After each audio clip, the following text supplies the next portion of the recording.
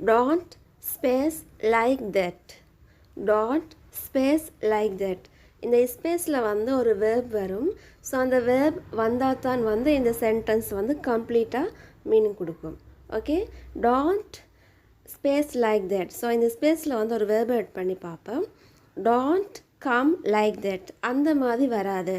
So இந்த மாதிரி சென்டென்ஸை வந்து இந்த பேட்டர்னை யூஸ் பண்ணி அவ்வளோ சொல்லலாம். ஸோ கட்டாயம் ஒரு வேர்ப் யூஸ் பண்ணினா தான் இந்த சென்டென்ஸ் வந்து கம்ப்ளீட் ஆகும்.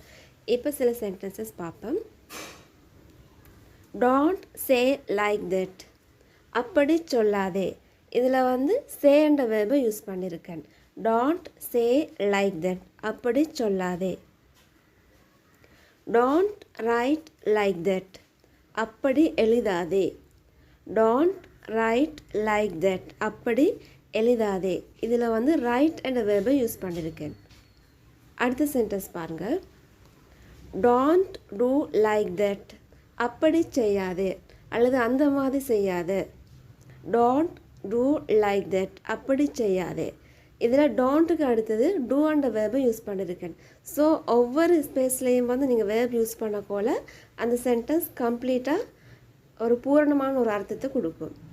டோன்ட் திங்க் லைக் தட், அந்த மாதிரி நினைக்காது அல்லது அப்படி யோசிக்காது. டோன்ட் திங்க் லைக் தட், அப்படி